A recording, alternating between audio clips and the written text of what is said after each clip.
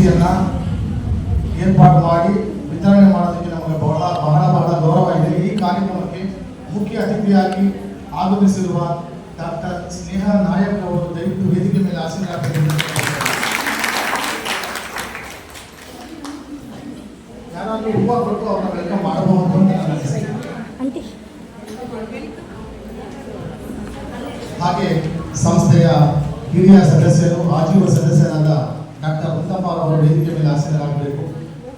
ತದನಂತರ Karnataka youth welfare ಅಸೋಸಿಯೇಷನ್ನ ಅಧ್ಯಕ್ಷರಾದ doctor Srinivas T ಅವರು ದಯವಿಟ್ಟು ವೇದಿಕೆ ಮೇಲೆ ಆಸೀನರಾಗಬೇಕು. ಹಾಗೂ ಕ್ರೀಡಾ ಕಾರ್ಯದರ್ಶಿಗಳಾದ BK ಪ್ರಕಾಶ್ ಭಾರದ್ವಾಜ್ ಅವರು ವೇದಿಕೆ ಮೇಲೆ ಆಸೀನರಾಗಬೇಕು. ಹಾಗೆ ಕಾರ್ಯಕ್ರಮಕ್ಕೆ ಆಗಮಿಸಿರುವ ಎಲ್ಲ ಪದಾಧಿಕಾರಿಗಳು ಹಾಗೂ ಗೌರವ ಅಧ್ಯಕ್ಷರಾದ ಶ್ರೀಮತಿ ದೇವಿ ಹಾಗೂ ಎಲ್ಲ ಕಾರ್ಯದರ್ಶಿಗಳು, ಪದಾಧಿಕಾರಿಗಳಿಗೆ ನನ್ನ ಹೃತ್ಪೂರ್ವಕವಾದ ಸ್ವಾಗತವನ್ನು ನಾನು ಕೋರ್ತಾ ಇದ್ದೀನಿ ನಿಮ್ಮ ಚಪ್ಪಾಳೆಯ ಮೂಲಕ. ಒಂದು 5 ನಿಮಿಷ ನಮ್ಮ ಸಂಸ್ಥೆಯ ಬಗ್ಗೆ ಹೇಳ್ಬೋದಾ? ಯಾಕೆಂತಂದ್ರೆ ನಾನು ಯಾವುದೇ ಸಂಸ್ಥೆ ಕಾರ್ಯಕ್ರಮ ಹೋದ್ರೂ ನಾನು ವೇದಿಕೆ ಮೇಲೆ ಎಲ್ಲೂ ಕೂತ್ಕೊಳ್ಳಲ್ಲ. ಯಾಕೆ ಅಂತಂದ್ರೆ ನನಗೆ ದೇವರು ಯಾರು ಅಂತಂದ್ರೆ ಯಾರು ಸೇವೆ ಮಾಡಿರ್ತಾರೋ ಅವರೇ ದೇವರು. ಮೇಡಮ್ ದಯವಿಟ್ಟು ಒಂದು 10 ನಿಮಿಷ ಯಾರು ಮಾತಾಡಬಾರ್ದು. ದಯವಿಟ್ಟು ನಾನು military system, I am A army man. ನಾನು ಈ ಟೈಮ್ ಕಾರ್ಯಕ್ರಮ ಸ್ಟಾರ್ಟ್ ಮಾಡ್ತೀನಿ ಅಂದರೆ ಆ ಟೈಮಲ್ಲಿ ಮಾಡ್ತೀನಿ, ಆ ಟೈಮಲ್ಲಿ ಮುಗಿಸ್ಬೇಕು ಅಂದರೆ ಅದನ್ನ ಮುಗಿಸ್ತೀನಿ. ಖಂಡಿತ ಇದು ಯಾಕೆಂತಂದರೆ ನಮ್ಗೆ ಯಾವಾಗ ಶಿಸ್ತಿರುತ್ತೋ ಆವಾಗಲೇ ನಾವು ಎಲ್ಲ ಕರ್ತವ್ಯಗಳನ್ನ ಯಾವುದೇ ರೀತಿಯಾದಂತಹ ಸ್ವಾರ್ಥತೆ ಇಲ್ಲದೆ ನಾವು ಮಾಡೋಕ್ಕೆ ಸಾಧ್ಯ ಆಗುತ್ತೆ. ಕರ್ನಾಟಕ ಯೂತ್ ವೆಲ್ಫೇರ್ ಅಸೋಸಿಯೇಷನ್ ಸ್ಥಾಪನೆಯಾಗಿ 23 ವರ್ಷ ಆಯಿತು. ನಮ್ಮ ಸಂಸ್ಥೆಯಲ್ಲಿ ಇವತ್ತಿನವರೆಗೂ ಯಾವುದೇ ರೀತಿಯಾದಂತಹ ಸದಸ್ಯತ್ವ ಶುಲ್ಕ ಇಲ್ಲ, ಯಾವುದೇ ಡೊನೇಷನ್ ಇಲ್ಲ, ಯಾವುದೇ ರೀತಿಯಾದಂತಹ ಈ ರಾಜ್ಯ ಪ್ರಶಸ್ತಿಗಳನ್ನು ಕೊಡ್ತೀವಲ್ಲ, ನಾವು ಇದು ಯಾವುದಕ್ಕೂ ನಾವು ಯಾವುದೇ ರೀತಿಯಾದಂತಹ ಸಹಾಯಧನ ಆಗ್ಬೋದು ಯಾವುದು ನಾವು ತಗೊಳ್ಳೋದು. ಯಾಕೆ ಅಂತ ಕೇಳ್ಬೋದು. ಭಾರತ ಸರ್ಕಾರದಿಂದ ಮಾನ್ಯತೆ ಪಡೆದಿರುವ ಏಕೈಕ ಸಂಸ್ಥೆ ಅಂತ ಹೇಳ್ಕೊಡೋದಕ್ಕೆ ನನಗೆ ಬಹಳ ಹೆಮ್ಮೆ ಆಗುತ್ತೆ. ನಾವೇ ಕಷ್ಟಪಡ್ಬೋದು, ಯಾಕಂದರೆ ನಮ್ಮ ಕನ್ನಡಿಗರು ಮಾರಾಟಕ್ಕಿಲ್ಲ. ನಮ್ಮ ಸಂಸ್ಥೆಯಾಗಿ ಮೇಲ್ಗಡೆ ನೋಡ್ತಾ ಇರ್ಬೋದು, ಪ್ರತಿಯೊಬ್ಬ ದಿಗ್ಗಜರು, ಆದರೆ ಮೊದಲನೇ ಅವರು ಗೊತ್ತಿರೋದಕ್ಕೆ ಸಾಧ್ಯ ಇಲ್ಲ ಅಂತ ನನ್ನ ಭಾವನೆ. ಇವತ್ತಿನ ದಿವಸ ನಮ್ಮ ಕನ್ನಡ ಬಾವುಟದ ನಿರ್ಮಾತೃ ಯಾರು ಅಂತಂದರೆ ಯಾರು ಗೊತ್ತಿರೋದಕ್ಕೆ ಸಾಧ್ಯ ಇಲ್ಲ. ಅವರೇ ರಾಮಮೂರ್ತಿಯವರು 1967ರಲ್ಲಿ ಹೊರ ಅನ್ಯ ಭಾಷಿಕರ ಹಾವಳಿ ಇದ್ದಿದ್ದರಿಂದ ಅವರು ನಮ್ಮ ಕನ್ನಡ ಬಾವುಟವನ್ನು ಅರಿಶಿನ ಕುಂಕುಮದ ಸಂಕೇತವಾಗಿ ನಿರ್ಮಾಣ ಮಾಡಿದ್ದಾರೆ. ಇವತ್ತಿನ ದಿವಸ ಹಾರಾಟ, ಹೋರಾಟ, ಕಿರ್ಚಾಟ, ನಮ್ಮ ಬಾವುಟವನ್ನು ಹಾಕೊಂಡು ಶಲ್ಯಾನ ಹಾಕೊಂಡೆಲ್ಲ ಮಾಡ್ತಾ ಇರ್ತೀವಿ ಅಂತಂದರೆ ಅವ್ರನ್ನ ಗುರುಸೋಂಥ ಕೆಲಸ ಇದುವರೆಗೂ ಯಾರೂ ಮಾಡಿಲ್ಲ, ಮಾಡೋದು ಇಲ್ಲ. ಯಾಕೆಂದರೆ ಎಲ್ಲಿ ವ್ಯಾಪಾರ ಇರುತ್ತೆ, ಹಣ ಎಲ್ಲಿರುತ್ತೋ ಅಲ್ಲಿ ಒಳ್ಳೆಯ ಗುಣಾನು ಇರಲ್ಲ, ಅವರು ಕೊಡುವಂಥ ಋಣಾನು ಇರಲ್ಲ. ಅದಕ್ಕೆ ಇವತ್ತಿನವರೆಗೂ ನಮ್ಮ ಸಂಸ್ಥೆ 10,000 ಜನಕ್ಕೆ ಪ್ರಶಸ್ತಿಯನ್ನು ವಿತರಣೆ ಮಾಡಿದ್ದೀವಿ. ಹಾಗೂ ಕರೋನಾ ವಾರಿಯರ್ಸ್ ಅಂತ ನಾವು ಗುರುತಿಸಿ ಅವರಿಗೆ ನಾವು ರಾಜ್ಯ ಮಟ್ಟದಲ್ಲಿ ಸನ್ಮಾನ ಮಾಡಿರ್ತೀವಿ. ಯಾವ ರೀತಿ ಅಂತಂದರೆ ದೇವರನ್ನು ನಾವು ಯಾರಾದರೂ ನೋಡಿದ್ದೀರಾ ದೇವ್ರನ್ನ ಯಾರಾದರೂ?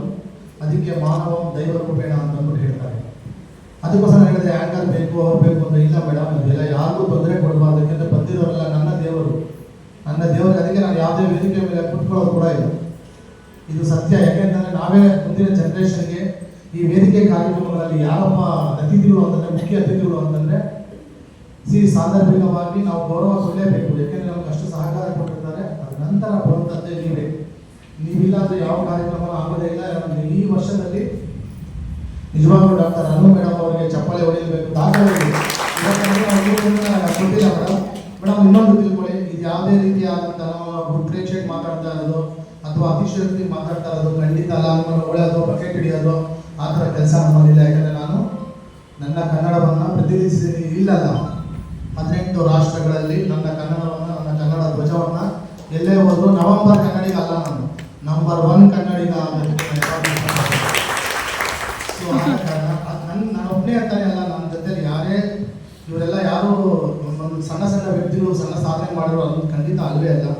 ಇವರು ಕನ್ನಡವನ್ನು ಉಳಿಸುವಂಥ ಕೆಲಸ 23ರಿಂದ 25 ವರ್ಷದವರೆಗೂ ಕನ್ನಡ ಅಂತ ಅಂದ್ಕೊಂಡು ಯಾವುದೇ ರೀತಿಯಾದಂತಹ ಅಪೇಕ್ಷೆ ಇದ್ದಿರಂತಹ ಮಾಡಿದಂಥ ಡಾಕ್ಟರ್ ಶ್ರೀನಿವಾಸ್ ಅವರು ನನಗೆ ಬೆನ್ನೆಲುಬು ನಿಂತಿರ್ತಾರೆ. ಅದೇ ರೀತಿ ಸಸ್ಯಹಾರಿ ಜಿಮ್ ಬಾಡಿ ಬಿಲ್ಡರ್ ಅಂತ ಹೇಳಬೇಕು ಅಂತಂದರೆ ಯಾರು ಭಕ್ತರವರೆಗೂ ಸಾಧ್ಯನೇ ಇರೋದಿಲ್ಲ.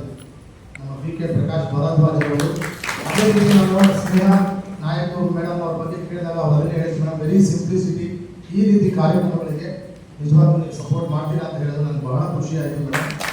ಹಾಗೆ 2019ರಿಂದ 21ರವರೆಗೂ ನಮ್ಮಲ್ಲಿ ಅವರು ಅಧ್ಯಕ್ಷರಾಗಿ ಯಾವುದೇ ರೀತಿಯಾದಂತಹ ಅಪೇಕ್ಷೆ ಇದ್ದೀರಾ, ಯಾವುದೇ ಹೆಸರು ಇದ್ದೀರಾ, ಏನೂ ಇದ್ದೀರಾ, ರಾಷ್ಟ್ರ ಪ್ರಶಸ್ತಿ ವಿಜೇತರವರು ಇವತ್ತು ಅವ್ರ ಬಗ್ಗೆ ಹೇಳಬೇಕು ಅಂತಂದರೆ ನಿಜವಾಗ್ಲೂ ಹೇಳ್ತೀನಿ, ನಮಗೆ ಬಹಳ ಹೆಮ್ಮೆ ಆಗುತ್ತೆ. ಏಕೆಂದರೆ ಅವರು ರಾಷ್ಟ್ರಪತಿಯಿಂದ ಅವರು ರಾಷ್ಟ್ರ ಪುರಸ್ಕಾರವನ್ನು ಪಡೆದಿದ್ದಾರೆ ಅಂತಂದರೆ ನಮಗೆ ಹೆಮ್ಮೆ.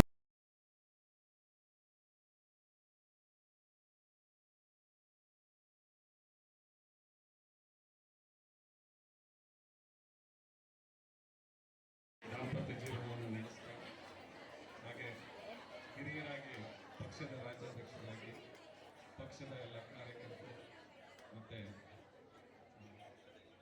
ಸಮಸ್ತ ಕನ್ನಡ